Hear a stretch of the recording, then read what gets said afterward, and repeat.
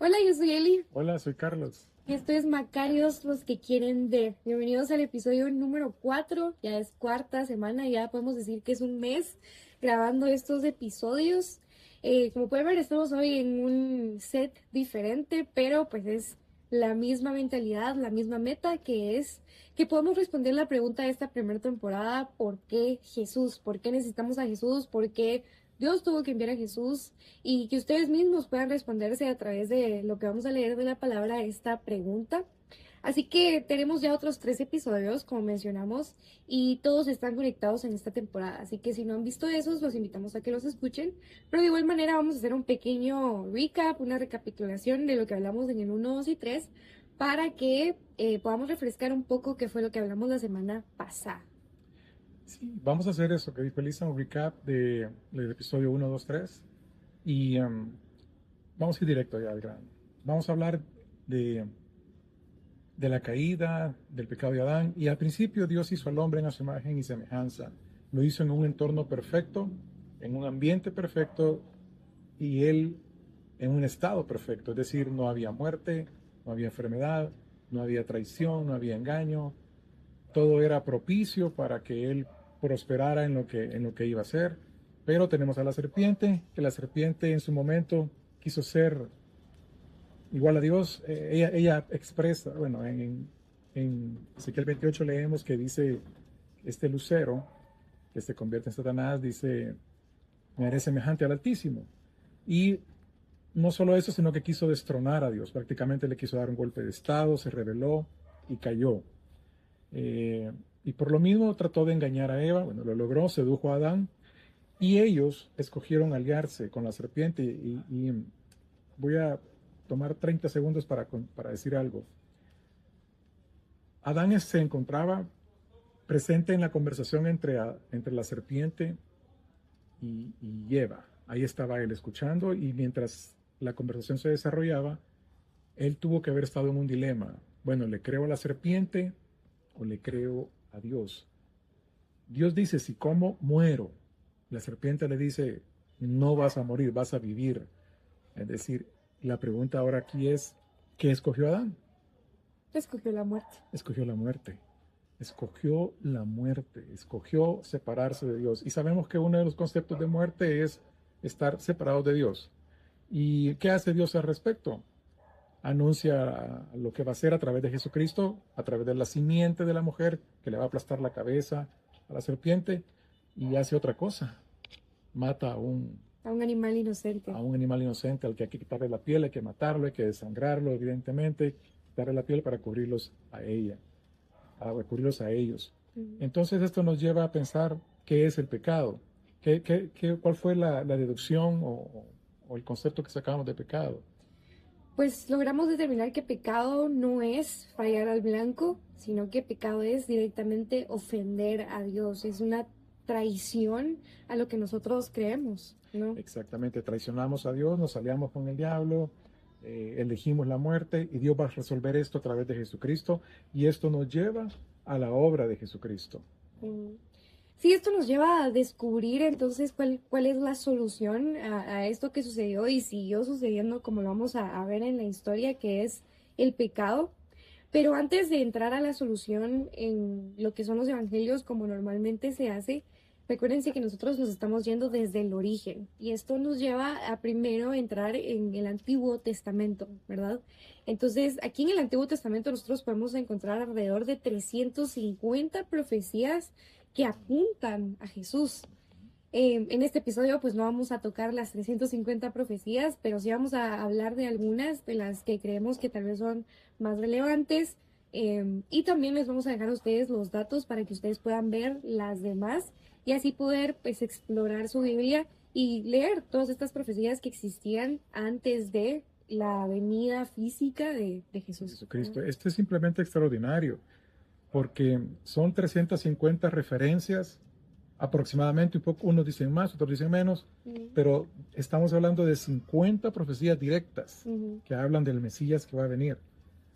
Hay alrededor de unas 200 tipologías. ¿Qué es tipología? Es un tipo de Cristo, como lo vamos a ver el caso de José, que fue traicionado y vendido de Egipto. Él es un tipo de Cristo. El hijo de Abraham, Isaac, es un tipo de Cristo. Ujú. Hay aproximadamente 200 tipologías y patrones mesiánicos hay alrededor de 300. O sea que estamos hablando de una cantidad masiva de anuncios de lo que Jesús iba a hacer en el Antiguo Testamento, antes, como tú dijiste, de que Él naciera en la Ujú. tierra. Sí, y podemos ver, por ejemplo, en Juan 5:39 directamente, ¿no? Podemos ver que dice, ustedes estudian con diligencia las escrituras porque piensan que en ellas hayan la vida eterna, y son ellas las que dan testimonio en mi favor. O sea, con este versículo podemos ver que todo esto que se menciona en el Antiguo Testamento que vamos a estar hablando hoy, todos estos versículos, historias, profecías que se mencionan, están apuntando a lo que Jesús fue y lo que es y lo que hizo en ese punto y lo que sigue haciendo en nuestras vidas y lo que luego en un futuro sabemos que va a hacer en su segunda venida. Entonces ahí mismo Él nos dice, ¿no? Todo apunta a mí. Y esto está en Juan, dijiste. Juan 5:39. Impresionante. Jesús está diciendo que si estudiamos las escrituras vamos a encontrarlo a Él. ¿Y qué escrituras? Obviamente no el Nuevo Testamento porque no existía. Ujú. Estaba en proceso de Ajá. llevarse a cabo. Y yo quiero leer Lucas 24:25 que dice, oh insensatos, tardos de corazón para creer todo lo que los profetas han dicho. ¿No era necesario que el Cristo padeciera estas cosas y entrara en su gloria? Y oye, escucha esto, Lucas 24:27, y comenzando por Moisés y continuando con todos los profetas, les explicó lo referente a él en todas las escrituras. Esto es lo que vamos a hacer, o tratar de hacer. Vamos a comenzar desde Moisés, que es la Torá, el Antiguo Testamento y el Pentateuco, y vamos a pasar por los profetas, incluso por los salmos, y vamos a ver cómo desde Moisés en todas las escrituras hablan de Jesús. Y realmente, pues nosotros nos ponemos a pensar cómo es posible que un humano cumpliera con tantísimas profecías. Y realmente ni siquiera vivió 100 años, 200 años, o sea, cómo en tan poco desde que nació comenzó a cumplir con todas estas profecías que nosotros encontramos en el Antiguo Testamento. De hecho, recientemente, y me imagino que lo has escuchado y algunos de ustedes lo han escuchado, existe ya un estudio científico que alguien hizo que comprobó que la posibilidad de cumplir tantas profecías es una en billones. Sí, O es sea, no se puede. en muchísimos ceros. Ajá, o sea, no se puede cumplir tantas profecías. Yo me puedo pensar en tan poco de tiempo de vida, mucho menos, ¿no? Sí, y hay unas que son imposibles, es decir, hay una que dice que iban a ser en Belén, por ejemplo, la que todos conocemos, ¿no? Ujú. Que vendría de la tribu de Judá y sería descendiente de David. Solo aquí ya las probabilidades se hacen Más pequeñas. una en millones. Bueno, más amplias, digamos. ajá. Una en millones. Sí, o también que iban a ser de una virgen, también que iba a entrar a Jerusalén en un asno, que iba a cumplir la promesa dada a Abraham, que su descendencia, pues en todas las naciones iban a ser benditas, son cosas que él cumplió. Y eso, por ejemplo, de entrar en un asno, en un burro, son cosas que podemos ver como detalles pequeños, pero son profecías que Están él escritas. cumplió, o sea, estaba escrito y él hasta con eso mínimo cumplió. Mira, yo acabo de terminar de leer el libro que me regalaste, Ujú. de Mero Cristianismo, y dice C.S. Lewis que o Jesús era Dios o era el loco más loco que ha existido.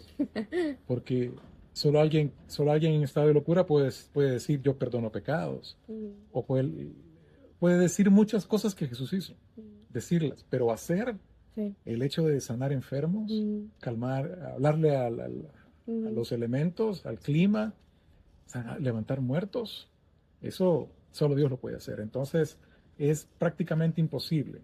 Entonces vamos y comencemos ya con las profecías y los tipos más relevantes. Lo vamos a ir diciendo en orden de aparición. No son todos, porque dijimos, ya vieron que son más de 300, pero vamos a ir en orden según nosotros. Y la primera tipología ya la mencionamos, que es el hecho de que en Génesis 3 Dios mata a un animal, ¿no? Y dice que la simiente va a venir. Ahí está hablando ya directamente de Jesús. Sin embargo, encontramos un tipo muy, muy, muy bonito, una tipología en Isaac, el hijo de Abraham. Eso lo podemos leer en Génesis 22, del 1 al 13. Si quieres, mejor lee ya extractado, puedes leerlo si lo tienes ahí. Génesis 22, del 5 al 13. Sí, del 5 al 13 dice, entonces dijo a sus criados, quédense aquí con el asno, el muchacho y yo seguiremos adelante para adorar a Dios y luego regresaremos junto a ustedes. Abraham tomó la leña del holocausto y la puso sobre el hombro de Isaac, su hijo. Él por su parte cargó con el fuego y el cuchillo, y los dos siguieron caminando juntos. Isaac dijo a Abraham, Padre, dime, hijo mío, aquí tenemos el fuego y la leña, continuó Isaac, pero ¿dónde está el cordero para el holocausto? Del cordero, hijo mío, se encargará Dios, respondió Abraham, y siguieron caminando juntos. Cuando llegaron al lugar señalado por Dios, Abraham construyó un altar y preparó la leña. Después ató a su hijo Isaac y lo puso sobre el altar encima de la leña. Entonces tomó el cuchillo para sacrificar a su hijo. Pero en ese momento el ángel del Señor le gritó desde el cielo, Abraham, Abraham, aquí estoy, respondió. No pongas tu mano sobre el muchacho ni le hagas ningún daño, dijo el ángel. Ahora sé que temes a Dios, porque ni siquiera te has negado a darme tu único hijo. Es increíble. Y ayer comentábamos acerca de esto. Yo aquí me imagino a Isaac, literalmente dice que él va subiendo con la leña, cargando la leña al sacrificio. Podemos relacionarlo directamente con Jesús caminando en Jerusalén con la cruz hacia el Gólgota. Y que Abraham solo tiene un hijo, Isaac es su único hijo. Igual Dios tiene un hijo que es Jesucristo, que no es como nosotros, que es procreado, sino que como dice el credo de los que tanto en el catolicismo como en la iglesia evangélica se considera cierto o se lee de vez en cuando, dice que Dios tiene un solo hijo, que es engendrado. Y C.S. Lewis explica un poco de esto. Pero es impresionante. Y ayer hablábamos de lo traumático que debe haber sido para Abraham, que esperar tanto tiempo y que Dios te diga, entrégamelo ahora. Entonces, por eso es que Él es el padre de la fe y de la obediencia, le agregaría yo. Entonces, este es uno de la tipología más hermosa que podemos encontrar, tanto del lado de Abraham, pues obediente, pero así como Abraham se ha de haber conmovido, ha de haber llorado, ha de haber enfrentado una tremenda crisis con su esposa.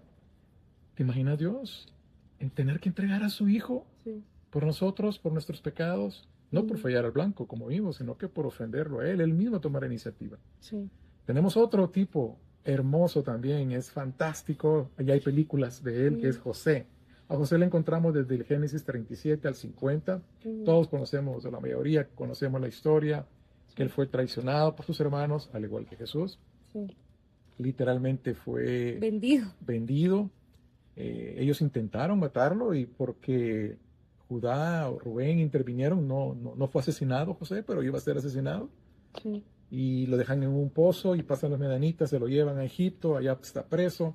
Pero al final termina siendo, ¿qué termina siendo José? Palabras bíblicas. Pues termina siendo el Salvador, ¿no? Y no solo de sus hermanos, que ellos también se ven beneficiados luego del el cambio que tuvo José en su vida, sino que el Salvador de casi que todo el mundo, pues, conocido. El mundo conocido en lo que vemos en la Biblia, porque si sabemos la historia y si no la sabemos, pues ellos pasaron por hambruna, por sequía, todo, por 7 años, todo el mundo alrededor de esta historia, y gracias a que José pues interpretó, ¿no?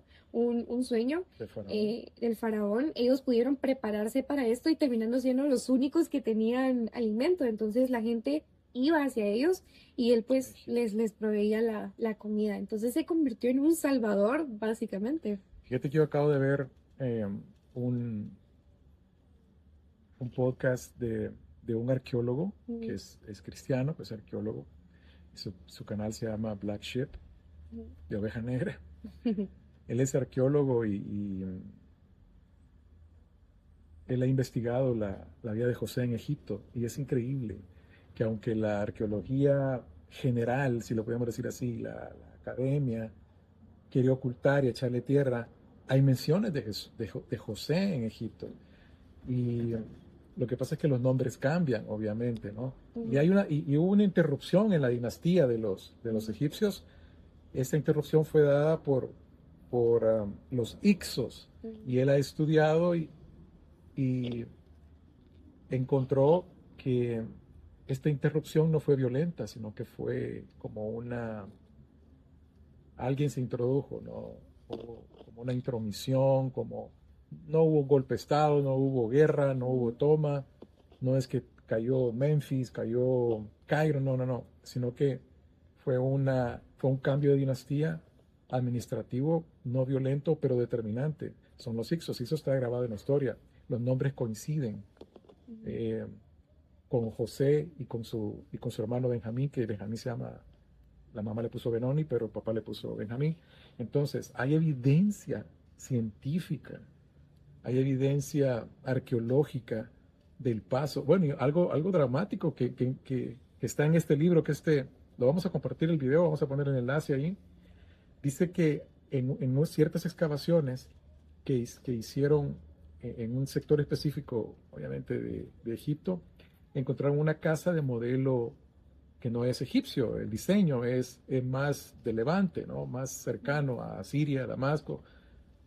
Y en el patio es una casa grande, obviamente es una persona en eminencia, es un gobernador o algo por el estilo, encontraron 12 tumbas. Y hay una tumba especial que tiene una pirámide pequeña, pero esa tumba está vacía. ¿Por qué está vacía? Porque cuando José muere, antes de morir le pide a sus hermanos que cuando regresen a Judea, cuando regresen a la tierra prometida, que se lleven sus huesos. Entonces, imagínate, encontraron una casa de diseño sirio o cerca de Asiria, perdón, cerca de Damasco, encontraron 12 tumbas por los 12 patriarcas y encuentran una vacía. Todo esto está documentado, todo esto no es invento de este arqueólogo, es extraordinario. Y por eso es que José es uno de los tipos más relevantes de Jesucristo. Tenemos muchos más. Tenemos el Cordero Pascual, el Cordero del Éxodo. ¿Qué te recuerda a ti ese evento? Pues la sangre básicamente terminó salvando, ¿no? A la gente, la sangre de un cordero para que ellos no sufrieran la consecuencia que iba a sufrir el pueblo de Egipto, ¿no? Sí, todos conocemos la historia de las plagas, son 10 plagas, la última plaga, la plaga de la muerte de los primogénitos. Y la instrucción dada a Moisés es que agarren un cordero por familia, y si la familia es muy pobre, dice que se unan con otra, y que sacrifiquen al cordero, que lo maten, pues, y que la sangre, que manchen el dintel y que manchen los postes y dintel. Si yo tengo los dos postes aquí, el dintel aquí, si lo uno forma una cruz, ¿no? O sea, es un símbolo de lo que Dios iba a hacer. ¿Y qué está pasando? Que el ángel va a pasar la Pascua. Voy a retroceder un poquito. Pascua en español, en inglés se dice Passover. Y Passover es pasar sobre o pasar por alto. ¿Y por qué se llama así? Porque el ángel pasa matando a los primogénitos, pero pasa por alto donde ve la sangre. Donde hay sangre no hay muerte. Y ese es un tipo extraordinario de lo que Jesucristo hace por nosotros. Su sangre nos limpia, nos libra de la muerte. Recuerda que lo que escogió Adán fue la muerte. Y Dios, a través de Jesucristo, nos va a librar de esa muerte. No, y en Éxodo 12, 5, 6, dice un cordero o cabrito sin defecto, o sea, un cordero perfecto, básicamente. Perfecto. Así como lo fue Jesús, ¿no? Que sabemos que en su vida él sigue siendo completamente inocente, ¿no? De cualquier pecado. En el 7 leemos, tomarán la sangre y la pondrán en los dos postes y en el dintel de las casas en donde lo van a comer. Y dice una cosa, hay un versículo el 12 dice, pues yo pasaré aquella noche por la tierra de Egipto y heriré a todo primogénito de la tierra de Egipto, así de los hombres como de las bestias, y ejecutaré mis juicios en todos los dioses de Egipto. Este es un juicio contra la idolatría, contra los ídolos, contra los dioses falsos de Egipto. Y este es el versículo clave, el 13. La sangre os será por señal en las casas donde vosotros estéis, y veré la sangre y pasaré de vosotros. Aquí está el pasar por alto, ¿no? Y no habrá en vosotros plaga de mortandad cuando hiera la tierra de Egipto. Yo te voy a hacer una pregunta. ¿Ahí no hubo muerte por ser buena gente? ¿O por ser mala gente? ¿O por cumplir? ¿O por ser moralmente aceptable delante de Dios? ¿Por ser buenos? ¿Por qué no hubo muerte en esas casas? Por la sangre. Por la sangre. Lo mismo pasa con nosotros. Yo soy un ejemplo vivo de eso porque yo puedo decir, por lo que la Biblia dice, que Dios me perdonó y que yo tengo acceso y soy llamado hijo de Dios, no porque haya sido bueno, porque yo fui nada bueno, no fui bueno, pero es por la sangre. Dios cuando ve mi vida, me ve a través de Cristo, ve que yo fui lavado, que yo fui perdonado en Cristo, Cristo pagó por mí. Y aquí estamos ya hablando de la obra de Jesucristo, ¿no? Y este Cordero Pascual es uno de los ejemplos más claros, porque no es como dije al principio, no es un sacrificio para perdón de pecados, sino es un sacrificio para salvación, para librarnos de la muerte. A mí Dios me libró de la muerte eterna. Sí. A través de Jesucristo yo fui librado de pasar eternamente muerto o separado de Dios. Y también, creo que este es el más claro, pero Moisés mismo se presenta como mediador. En 1 Timoteo leemos que hay un mediador entre Dios y los hombres, que es Jesucristo. Eso lo escribió Pablo a Timoteo. Y Moisés mismo dice, yo soy el mediador, pero vendrá un profeta como yo. Esto está en Deuteronomio 18:15. Tenemos más tipos. Todos sabemos que Dios ordena a Moisés hacer un tabernáculo y luego el templo. El templo y el tabernáculo sirven exclusivamente para los sacrificios, para hacer sacrificios. ¿Sacrificios para qué? Por el pecado, por los pecados cometidos por el pueblo. Y hay una ordenanza específica y especial que es la del famoso Yom Kippur, así lo conocen los judíos. Eso lo leemos en Levítico 16:19. 16, del 27 al 34. Bueno. Y dice el 27, el becerro y el chivo presentados como ofrendas por el pecado, cuya sangre Aarón lleva dentro del lugar santísimo para la ceremonia de purificación. Se sacarán fuera del campamento, la piel, las vísceras y el esterco de los animales serán quemados. El hombre que los queme deberá lavar su ropa y bañarse con agua antes de regresar al campamento. En el 10º día del mes señalado, a comienzos del otoño, deben negarse a sí mismos. Ni los israelitas de nacimiento ni los extranjeros que vivan entre ustedes harán ninguna clase de trabajo. Esta es una ley perpetua para ustedes. En este día se presentarán ofrendas de purificación por ustedes y serán purificados de todos sus pecados en la presencia del Señor. Este se hacía una vez al año y ese sacrificio bastaba para un año, ¿no? El sacerdote mataba a un animal, tal y como pasó en Génesis 3, traía la sangre y la vertía en el lugar santísimo. Y Dios aceptaba la sangre como propiciación, como castigo por los pecados cometidos, y ese perdón aguantaba un año, por eso que lo hacía cada año. Pero en el libro de Hebreos leemos ahora que Cristo hizo un sacrificio eterno y para siempre. Aún ahora vamos a dejar ya la Torá, los primeros 5 libros, el Pentateuco, y vamos a leer el Salmo 16:10. También los salmos hablan de Jesucristo. Voy a leer yo el 16:10. Dice así: pues tú no abandonarás o no dejarás mi alma en el Seol, ni permitirás que tu santo vea corrupción. Este versículo está hablando de la resurrección de Jesucristo. ¿Cómo así? Porque Jesucristo muere, pero su cuerpo no se descompone. ¿Por qué? Porque resucitó al tercer día. Y esto está escrito en el Salmo 16:10. Dice, no permitirás que tu santo vea corrupción. No dejarás mi alma en el Seol o en el infierno. Tenemos otro, el Salmo 20. Este Salmo 22 es, al igual que Deuteronomio, que Génesis 22, en cuanto a la tipología, esta es una referencia directa. Y es tan impresionante porque Jesús mismo citó este salmo, Salmo 22. ¿Puedes leer desde el 1? Sí. Dios mío, ¿por qué me has abandonado? ¿Por qué estás tan lejos cuando llamo por ayuda? Cada día clamo a ti, mi Dios, pero no respondes. Cada noche levanto mi voz, pero no encuentro alivio. Es impresionante porque Jesús dijo eso, ¿no? Eso está en el Nuevo Testamento. Jesús dice, Dios mío, ¿por qué me has abandonado? Mm. Y que los que estaban alrededor pensaban que estaba llamando a Elías porque dice Elí, Elí. O sea, no dice Padre porque me has abandonado, sino que dice Dios, ¿por qué me Mm. has abandonado? Y el El 16, 16. Mis enemigos me rodean como una jauría de perros. Una pandilla de malvados me acorrala. Han atravesado mis manos y mis pies. increíble. Imagínate, hablábamos de las probabilidades. ¿Quién va a Mm. querer cumplir esta profecía?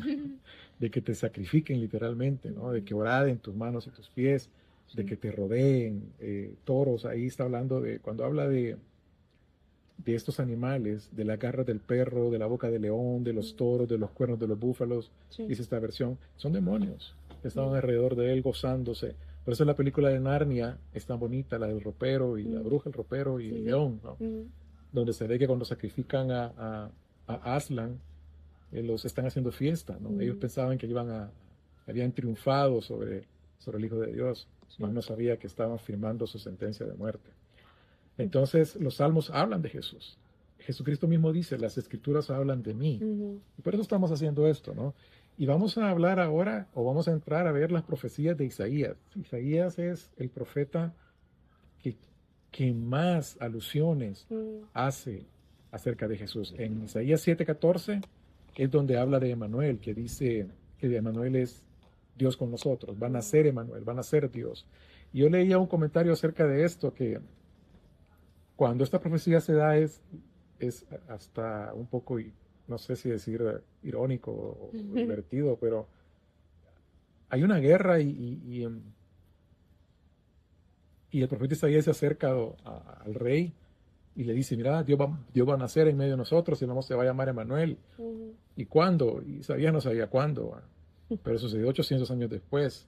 Si Isaías hubiera sabido, le hubiera dicho el rey, mira, va a venir Dios y van a ser entre nosotros dentro de 800 años. El rey hubiera dicho, no, hombre, si yo estoy en guerra ahorita, Lo necesito ya. lo necesito ya. Igual cuando habla de que va a nacer de una virgen, Ujú. también el contexto es ese, ¿no? Ujú. Que aparentemente no tiene nada que ver con lo que está pasando, pero lo que pretende es dar esperanza. Está diciendo, miren, Va a venir. podemos estar en problemas, pero la batalla está ganada por Dios. Eso está en 7:14 de Isaías. En el 9:1 y 2 leemos que va a alumbrar una luz en Galilea. Jesús, su ministerio, bueno, creció ahí, se desarrolló ahí y fue donde hizo muchos milagros. En el mismo Isaías 9, en el 6:7 nos habla del Hijo que a la vez es rey, ¿no? En Isaías 11 habla del retoño de Isaí. ¿Quién es Isaí? Es el papá de David. ¿Por qué hace alusión a su papá? No sé, quizás para invitarnos a leer la historia que está en el libro de Samuel y que David tenía, pues él era el séptimo hijo, era el más pequeño, era el que pues, nadie le ponía atención, pero es el que Dios escogió. Eso está en Isaías 11. En Isaías 40 habla de la voz que clama en el desierto. Esta es una profecía sobre Juan el Bautista. No es precisamente sobre Jesús, pero Jesús es anunciado a través de Juan. En Isaías 42 habla de mi siervo. Y llegamos a Isaías 52 y 53. El siervo sufriente. Este sí tenemos que leerlo. Vale la pena leerlo. Isaías 52. Busquémoslo. 52:13. Vamos a ver.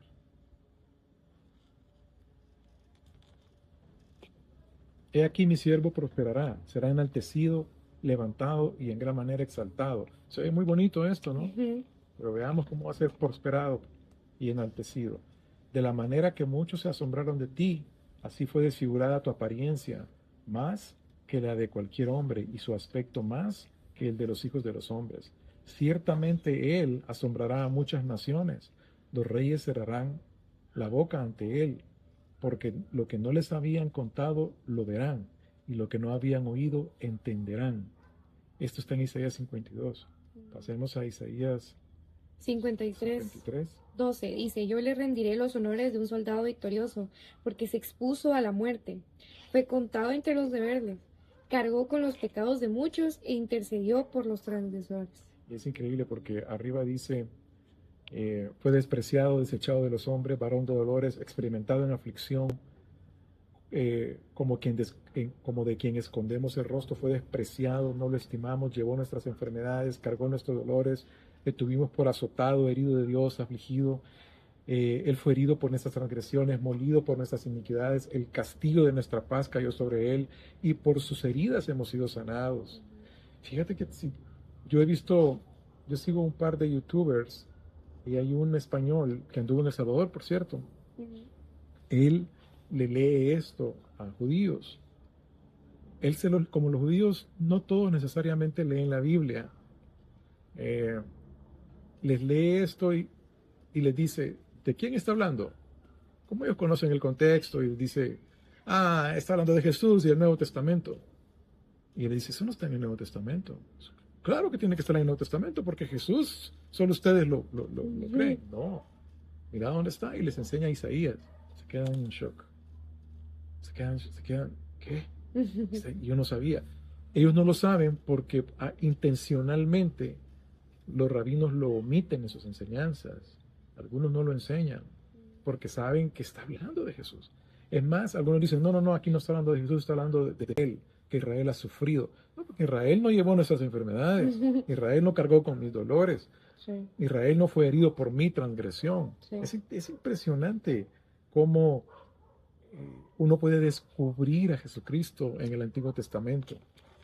Y lo vemos pues no solamente aquí, ¿verdad? Como ya vimos en historias anteriores, pero también lo tenemos en Jeremías 23, lo tenemos en Jeremías 31, lo tenemos en Ezequiel 23, Ezequiel 37, lo tenemos en Daniel 7, en Daniel 9, Oseas 11, Miqueas 5, Nahum 1, en Zacarías está en el 9, en el 11, en el 12, en el 13, en Malaquías está en el 3.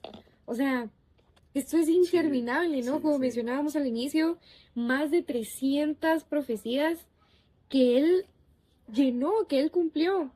Y esto es algo que lo tenemos en nuestra Biblia, en el libro más importante del mundo, ¿no? Vos me contabas hace meses de cuántos escritos tiene Aristóteles, o mencionaba Aristóteles, y cuántos Jesús. Y la diferencia es abismal.